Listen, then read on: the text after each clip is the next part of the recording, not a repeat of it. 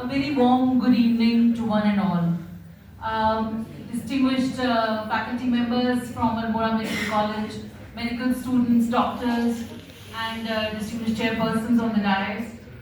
It's a very precious moment here. We're talking about tuberculosis and Almora Medical College, the Soban Singh Jeena Government Institute of Medical Sciences and Research, we say learning to serve humanity. So it starts, I think my topic is empathy, the encumbrance of efficacious medicine. I'm Dr. Surbhi Vaish Mittal and would like to take you all on a journey of emotion, compassion, understanding and empathy this next 20 minutes. So stay tuned. So we'll start with, when we talk of being a doctor, a healer. So a doctor or a healer, what comes to our mind? Somebody, if you talk to a layman, if you talk to a common man, he'll say somebody who relieves me in distress when I'm in a healthcare issue. So empathy. Friends, today we are talking about empathy. What is empathy? So the ability to understand and share the feelings of another. How well we are able to reach out to the other person sitting right next to the doctor's chair, the patient. And that is where empathy, the journey begins. Right from the moment the patient walks into your chamber, how he is walking, what is his expression, how well you are able to relate to him. And do we realize that empathy has so much impact on the clinical outcomes as well? So, taking this journey further, Indian Vedas in Sanskritic context talks of Karunya Samprakashitam. When we say Karunya Samprakashitam, एक गुरु से उसकी करुणा छीन लो, उसका गुरुत्व समाप्त हो जाता है. एक चिकित्सक से उसकी करुणा छीन लो, उसका चिकित्सकीय जो मेधा है, वो समाप्त हो जाता है. Karuna is something so relevant to the Indian mythology, Sanskrit, and her Sanskriti. At AIMS, I hail from the 99 batch of All India Institute of Medical Sciences. Long before the National Medical Commission introduced the Charak's Oath, we used to take the Charak's Oath at our graduation, or at our convocation ceremony. And the Charak Shapath taken at AIMS is not for the self, not for the fulfillment of any worldly material desire or aim, but solely for the good of suffering humanity. I will treat my patient and excel well. So the Charak Sanhita or the Charak's Oath, this itself is smeared with the spirit of empathy when we say that for the good of suffering humanity. Again, if we talk of the AIMS motto, Sharira Madhyam Khalu Dharma Sadhanam. This body, as I am a doctor of all the specialities, I say I am an integrated physician where I talk about protocolized, preventive and integrative healthcare. Because I have the good fortune of sitting with all the specialists out here and with all your support and your integration with the medical ecosystem. So treating the body as an integrated whole. So this Sharira Madhyam Khalu Dharma Sadhanam, this body is to live a yogic life for the sadhana of dharma. How it is achieved? Again, empathy comes into play. Jeeven Shardam Shatam.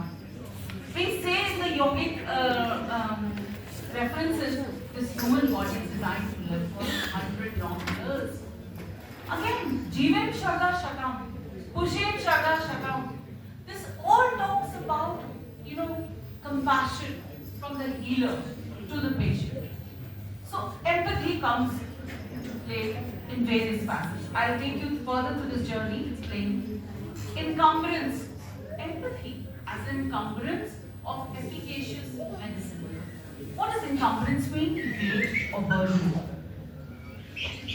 So empathy, the encumbrance of efficacious medicine. It's a great responsibility on us healers, on us physicians, on us doctors to heal the patient. It's not just a transaction that when the patient walks into your chamber, that you're just writing a prescription, advising the treatment, and the patient goes away. You have to actually walk into the patient's shoes, and that is where empathy begins. what would be the patient compliance in TB when we're talking about TB? Patient is coming in right from the point of diagnosis to the point of treatment adherence. Everywhere empathy comes into play. And then when we talk of what makes a powerful physician, a powerful physician by skill set, yes, knowledge, and then empathy. And do we realize that invariably, indirectly even, inadvertently, empathy plays such an important role and sometimes much more than even the skill set. Why? Because empathy or compassion lets you reach the innermost presence of the patient. I would like to quote some examples here. In daily medical practice, there was a patient, a very well-to-do, kind of from a good economic strata, person in Delhi who was suffering actually from bone TB. Bone TB. And it was all going undiagnosed. So many tests, so many CT scans, no clue as to what is the cause of the deterioration, debilitation. And then just a mere history. I had a 5 minutes call with the patient and I said 5 minutes extended to 15-20 minutes, and then the symptoms were very much adding up to a bone TB. I said, sir, has the TB screening been done? No, ma'am. So I just prescribed all that, and lo and behold, what does it turn out to be? TB. How did this diagnosis come? Through empathy, compassion. Because when you have the detailed history taking, again, so role in TB treatment, coming to our current reference point, tuberculosis, Robert Koch, the father of tuberculosis. In IVRI, Mukteshwar, right in the state of Uttarakhand, Robert Koch had worked for a year. And he's the father of tuberculosis. He discovered mycobacterium tuberculosis. And he has written something, he has mentioned empathy in his treatment. Social distancing, we know, is very important in tuberculosis treatment. We say the patient should, stay a bit distance from the rest of the family members of the society, sleep separately. 2 meters distance is advised, from the rest of the population. Then does empathy come into play here? How much? You see, treatment efficacy, when it comes, a very important role is continuity. Empathy ensures that the patient complies, that the family, the caregivers, they comply. So when we talk of in TB, there's a very long duration of treatment. We know that 6 months to 9 months and up to 12 months also it may go. People, the patients, the population loses patience. How does the doctor keep the patients motivated? So much of drug resistance is coming because patients are not adhering to the treatment even, leaving the treatments in between. So the rapport between the healer, the patient and the patient comes, very important role of empathy. Then psychosocial, emotional and willpower of the patient. Now I'm taking a bit of metaphysical element here of willpower. We say, this is not the doctor who heals, it is the willpower of the patient. Because the doctor is reaching out to the willpower of the patient. Where does that go? That comes from the rapport which the physician establishes with the patient. I had a patient of a kidney syndrome, close to nephrotic syndrome, which got complicated. And the patient was being treated at AIIMS Delhi. And they were advised, the patient's family was advised to take steroids by the AIIMS, very senior physician, nephrologist, which the patient did not subscribe to because of the Google doctor element. We all know we are facing in daily practice that steroids are harmful. But at that point of the stage of the disease, that steroid was the gold standard. And that patient got complicated and had to be ultimately treated with a kidney transplant. Now, dear colleagues, dear friends, I would like to say here that counseling, again, is a part of empathy. When you spend time with the patient, your own treatment becomes so efficacious because the patient understands understands the importance of your treatment. So, psychosocial emotional willpower of the patient, treatment adherence. This is of paramount value. Whatever good golden standard treatments you may be prescribing, if the patient and patient's caregivers are not convinced, how they will adhere to the treatment? Again, addressing stigma and social isolation. Tuberculosis, we know, is attached to a certain element of social stigma. Then again, isolation, as I said, social distancing, this becomes quite traumatizing for the patient and the patient's family. A compassionate and an empathetic attitude definitely leads to very high treatment success. Then facilitating holistic care. Costings, financial element, this is very important part of the treatment. I, as an MHA, also had a good opportunity to serve the Max Healthcare Cancer Center, in which we saw so many types of patients in Delhi, with different financial backgrounds, how they are, responding to the treatment paradigms and protocols. Again here, compassion, empathy. The senior most cancer oncosurgeons and specialists are attending to the patient's micro needs. How is the patient placed? What is his family background? What is his occupational history? Where is he working? Would he be able to comply with treatment? You have to think through the patient's shoes. And that is where the encumbrance of efficacious medicine from empathy comes into play. Let me talk of impact of empathy in patient care. Now, 3 types of empathy are there. We study empathy, cognitive, emotional, and compassionate. Cognitive is intellectually when you're able to understand the thought, what the patient is thinking, how he's undergoing the various problems. Then emotional, at the level of the feeling, which we say, how the patient is emoting or responding emotionally. And compassionate is when we really want to help the patient. It's an intent to help. So impact of empathy in patient care builds trust and satisfaction, patient satisfaction. The patient feels, yes, if I have come to the doctor, I'm getting a very efficacious and powerful treatment which will take me out of my distress. It enhances diagnosis even. And diagnosis, this is a very, very minute point, that reaching the diagnosis sometimes from the history taking, from the empathetic attitude is so, so important. Well, in TB, of course, as Dr. Amit Kumar Singh sir has said, that in children, diagnosing TB is so very difficult. How will you empathetically reach out to the patient's parents, the child's parents, child's family? Somewhere, some tenet, some fact will come out which will lead you to the history.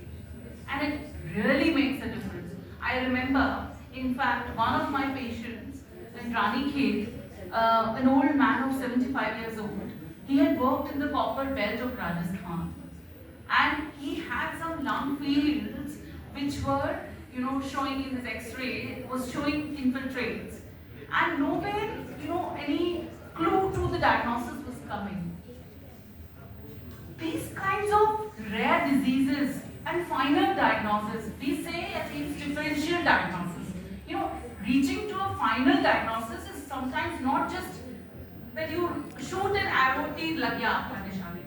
You have to approach through a scientific method which is we call as differential diagnosis. We keep 3 or 5 diagnoses with us and then keep on ruling out based on signs, symptoms and tests, as Bill said before. So differential diagnosis to final diagnosis, the journey depends upon your history taking, your examination, your empathy, your tests, and then the tests which are prescribed, how the results you are interpreting in light of the patient's settings is where empathy comes into play. Then we talk about it enhances diagnosis and outcomes, reduces anxiety and distress. Definitely, this world of difference, when the patient relates to you, you relate to the patient is assured, anxiety is automatically addressed, and distress goes down by a factor of multitude. it minimizes medical errors. When we care for the patient like a family member, errors, medical errors, even from the past of the doctor, goes down drastically. It enhances rapport and communication. As I said before, any treatment to be successful, rapport and communication is of paramount importance. And without empathy, how are we going to achieve this? Now, we talked so much about empathy, importance of empathy. How to practice empathy? First, listen actively. We say it's the patient, but actually the doctor has to be patient. You have to listen very, very intently, very, very proactively, and cut out all the, even if the patient is trying to tell you something which may seem irrelevant, you have to listen. Because those facts may give you some insider cue to some other facts which may add to a superimposed diagnosis. Then acknowledge the feelings. The patient is in distress. Do not ignore his emotion. Acknowledge the feelings. Be present and patient. So if the patient is telling you, doctor साहब मुझे ये भी हो रहा है, वो भी हो रहा है, and this is my problem, patiently let the patient speak. And that's why in my consultation, I spend 10 minutes to 15 minutes in history taking. This is the AIMS pedagogy. So whether the number of patients seen in the outpatient department goes down, but quality cannot suffer. Then be curious. You have to ask questions.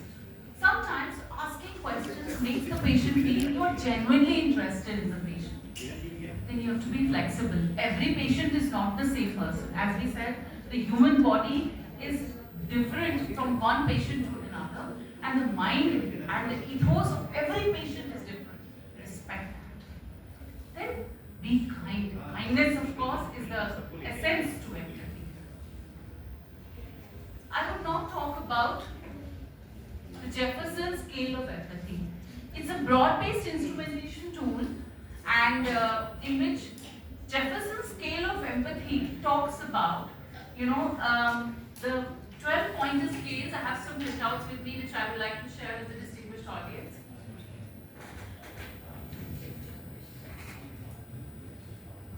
In this is for medical education and patient care, how to measure empathy. And even the US is talking about empathy. The medical college board there is instilling the humanitarian values and empathy in the medical institutions, right from the foundational level. I'm just distributing this questionnaire. It's a self-evaluatory tool for this further exercise.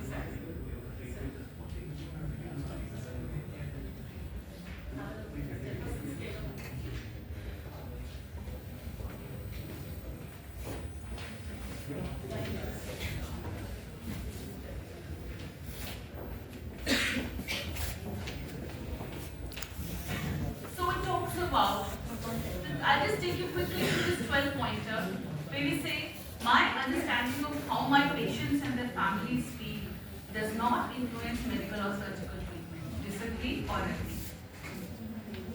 My patients feel better when I understand their feelings. Agree or disagree? As physicians, we all need to evaluate how much empathetically we are able to reach out to our patients. Is it difficult for me to view things from my patient's perspectives? I consider understanding my patient's body language as important as verbal communication and care-patient relationships. Now, again, there's a very important term here, caregiver-patient relationships. Now, tuberculosis, if we talk about the treatment paradigm, it's a long-course treatment. It needs caregivers, it needs the support of family, it needs the support of society. Everywhere you see, to make it seamless, to make it continuous, we need it. Then I have a good sense of humor that I think contributes to a better clinical outcome. Of course, who doesn't want to meet a smiling doctor? कहते हैं ना doctor साहब आपको देखकर तो आपकी बीमारी वैसे ही गायब हो जाती है. Then we talk about, because people are different, it's difficult for me to see things from my patient's perspectives.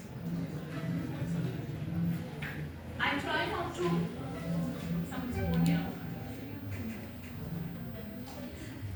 I try not to pay attention to my patient's emotions in history taking or in asking about their physical health. Again, disagree or agree. So emotions here, patient's The number 8, attentiveness to my patient's personal experiences does not influence treatment outcomes. Yes, no. I try to imagine myself in my patient's shoes when providing care to them. So, again, when you are treating a patient, it's like your own family members. My patients value my understanding of their feelings, which is therapeutic. Patients' illnesses can be cured only by medical or surgical treatment, or emotional ties to my patients do not have a significant influence on medical or surgical outcomes. So these are all disagree, agree. Jefferson's scale talks about these 12 pointers. Last but not the least, asking patients about what is happening in their personal life is unhelpful in understanding their physical complaint. Very often, when patients come to me, now I had a patient of infertility just yesterday. This lady comes to my clinic and says, I am having infertility for the last 3 years, very troubled. The first question I asked her, where is your husband working? She said he works in Delhi. So they're not cohabiting for the last 3 years. And there, the problem is glaring at you, right in the history. And all the world tests are going on. You see, empathy sometimes leads you to such major facts and figures which lead you to a very sound, profound clinical decision making. And this is where I would like to end my talk by saying, Karunyam Samprakashitam, where we say that empathy is the center stage of clinical consultation. An empathetic doctor achieves much better patient outcomes and satisfaction. Some case studies I would like to say of my senior professors from AIMS. We have Professor Anup Mishra. He's a very known urgentry and a doyen endocrinologist. He's very detailed, 35-minute consult. He will talk to the patient. He will ask you, what is your, mood like? Very strange questions. And he will say, what is your passion? And he will just call out from your talk, what are your stressors? And do you know that twin or psychoimmunoneurology has such an important role to play in disease? And that is where empathy or empathetic consults come into play. Dr. Anju Virmani madam is a pediatric endocrinologist from the AIMS. And she, in a 45-minute consultation, spends 30 minutes on a dietary recall from the patient and advising the patient about how much sugar, how much oil you should take. कहते हैं ना, आहार विहार विचार फिर औषधि, तभी तो एक स्वस्थ शरीर का निर्माण हम करते हैं, स्वस्थ स्वास्थ्य का हम इंश्योर करते हैं. Dr. Anil Arora, senior gastrointestinal surgeon from AIMS, he is very, very meticulous in his history taking also. And very often he will let a patient of hyperacidity who is due for an endoscopy, he will say, pranayam kiya kya? Meditation kiya kya? And the patient is staring into the face of the doctor. Sir, I came to you for medical consult, you are advising me meditation and pranayam. He says, my dear friend, do you know your all acidity is coming from the stress? So very often we are prescribing so many tests, endoscopies and H-biology kits and all, but the central genesis of the disease lies at the emotional level, at the spiritual level, at the empathy level. And that's where we can make a huge difference to the treatment outcome, to the success and to the treatment paradigm. So friends, this was in short, I would say my talk on empathy, and definitely I would say a compassionate healer is very much powerful as a physician. Added with him the skill set and knowledge, because compassion plus skills and knowledge makes equal to a powerful physician. So Karunyam Samprakashitam. Thank you.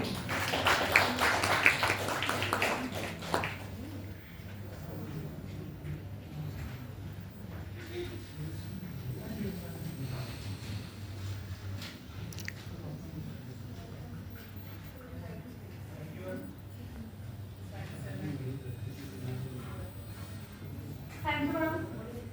Your words reminded us that empathy is the heart of healing. chairpersons to honor our esteemed speaker onto the stage. Please welcome her with a round of applause.